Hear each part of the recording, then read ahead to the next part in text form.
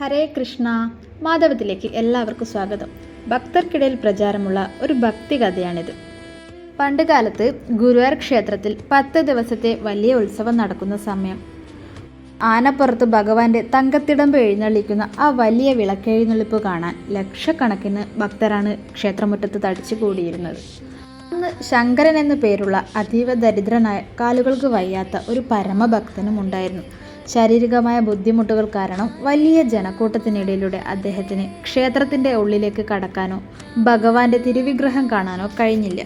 ഗുരുവായൂരപ്പനെ വളരെ സ്നേഹിച്ചിരുന്നെങ്കിലും വലിയ വഴിപാടുകളോ സ്വർണ്ണവിളക്കോ സമർപ്പിക്കാൻ അദ്ദേഹത്തിന് സാധിച്ചില്ല. ഭഗവാന് വഴിപാടായി ഒരു നെയ്വിളക്ക് കത്തിച്ചു വെക്കണമെന്ന് ശങ്കരൻ്റെ വലിയ ആഗ്രഹമായിരുന്നു. അതിനായി ഒരു ചെറിയ മൺവിളക്കും തിരിയും കുറച്ച് എണ്ണയുമായി അദ്ദേഹം ക്ഷേത്രത്തിന് പുറത്തുള്ള വലിയ മതിലിനോട് ചേർന്ന് നിലത്തിരുന്നു. വലിയ ആളുകൾ അദ്ദേഹത്തെ തള്ളി മാറ്റിയപ്പോൾ ആ പാവം ഭക്തൻ കരഞ്ഞുകൊണ്ട് പ്രാർത്ഥിച്ചു, എൻ്റെ ഗുരുവായൂരപ്പ, എനിക്ക് നിന്റെ തിരുനടയിൽ വന്ന് വിളക്ക് വെക്കാൻ ഭാഗ്യമില്ലാലോ. നീ ഈ വലിയ മതിൽക്കെട്ടിനകത്തുള്ളിലല്ലേ ഇരിക്കുന്നത്. എൻ്റെ ഈ കുഞ്ഞു മൺവിളക്ക് നീ സ്വീകരിക്കണേ എന്ന് മനസ്സുരുകി പ്രാർത്ഥിച്ചു. ശങ്കരൻ അതീവ ഭക്തിയോടെ ആ മൺവിളക്കിൽ തിരിയിട്ട് കുറച്ച് എണ്ണയൊഴിച്ച് അവിടെ നിലത്ത് വെച്ചു. അതേ നിമിഷം ക്ഷേത്രത്തിനുള്ളിൽ വലിയൊരു അത്ഭുതം സംഭവിച്ചു. ഭഗവാന്റെ വലിയ എഴുന്നള്ളിപ്പ് ശ്രീകോവിലിന് പുറത്തേക്ക് എഴുന്നള്ളിക്കുന്ന ആ സമയം ക്ഷേത്രത്തിലെ പ്രധാന വലിയ ചുറ്റുവിളക്കിലെ നെയ്വിളക്കുകൾ തനിയെ അണഞ്ഞുപോയി.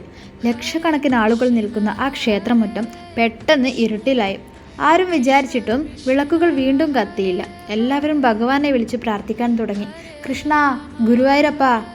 ആ സമയത്ത് ക്ഷേത്രത്തിനുള്ളിലുണ്ടായിരുന്ന സാക്ഷാൽ നാരായണം എന്ന പുണ്യഗ്രന്ഥം രചിച്ച മേൽപ്പത്തൂർ ഭട്ടതിരിപ്പാട് തൻ്റെ ജ്ഞാനദൃഷ്ടിയാൽ ആ സത്യം തിരിച്ചറിഞ്ഞു. ദിവസവും ഉണ്ണിക്കണ്ണനെ നേരിട്ട് കണ്ട് സംസാരിക്കാൻ ഭാഗ്യം ലഭിച്ച പരമഭക്തന് ഭഗവാൻ എവിടുണ്ടെന്ന് ഒരൊറ്റ നിമിഷം കൊണ്ട് തിരിച്ചറിയാൻ സാധിക്കുമായിരുന്നു.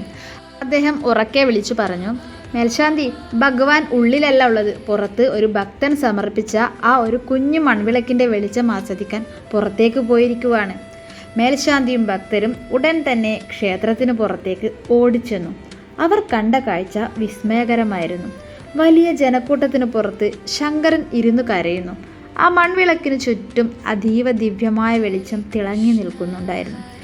മേൽശാന്തി ആ കുഞ്ഞു മൺവിളക്കിനുള്ളിൽ നിന്നും ഒരു തിരി കത്തിച്ച് ക്ഷേത്രത്തിനുള്ളിലേക്ക് കൊണ്ടുവന്നു. വലിയ വിളക്കുകൾ കൊളുത്തിയ നിമിഷം തന്നെ ക്ഷേത്രത്തിലെ എല്ലാ വിളക്കുകളും പഴയതിനേക്കാൾ 100 ഇരട്ടി പ്രകാശത്തോടെ തനിയെ കത്തിയെന്നാണ് പറയുന്നത്. എല്ലാവരും അത്ഭുതപ്പെട്ടു.